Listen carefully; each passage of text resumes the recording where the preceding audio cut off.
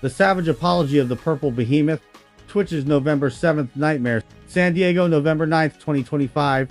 Holy Jesus, what was that smell? The stench of corporate fear, freshly squeezed and piped directly onto the digital wasteland of X, formerly Twitter.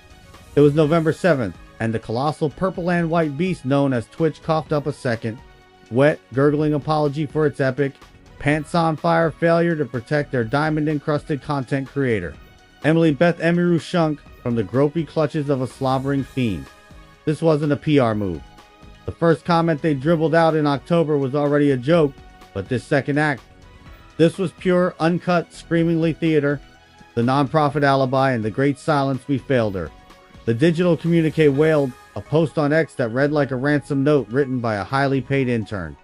We failed to keep Emiru safe and stop the TwitchCon assault incident from happening in the first place.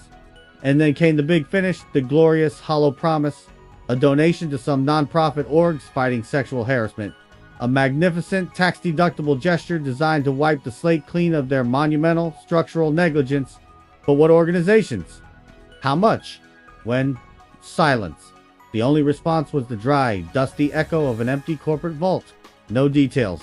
No concrete plan for the next inevitable horror show. Just a vague, shimmering ghost of good intentions. Let's rewind to the 2025 TwitchCon. A sweaty, flashing, chaotic meat market at the San Diego Convention Center. Emiru, a star in the purple firmament, was trapped in the middle of a meet and greet when a nameless, faceless, subhuman ghoul materialized from the teeming masses and assaulted her, right there in the blazing spotlight. And where was the security? The mythical, omnipresent force of accountability. Gone, baby, gone. It took hours and hours for the alleged assailant to be tracked down, long after the vile deed was done and the predator had melted back into the shadows. Emiru, the victim, the warrior, was left to pick up the pieces, filing a police report and pressing charges, spitting fire in her October stream, tearing into Twitch's lack of security and accountability. It was a damning indictment that galvanized the entire streaming galaxy. Fans and fellow creators, the very lifeblood Twitch feeds, unroared their support, their collective fury a tsunami of digital rage. But Twitch, they just offered a pat on the head and a check to some third party. No admission of liability that mattered.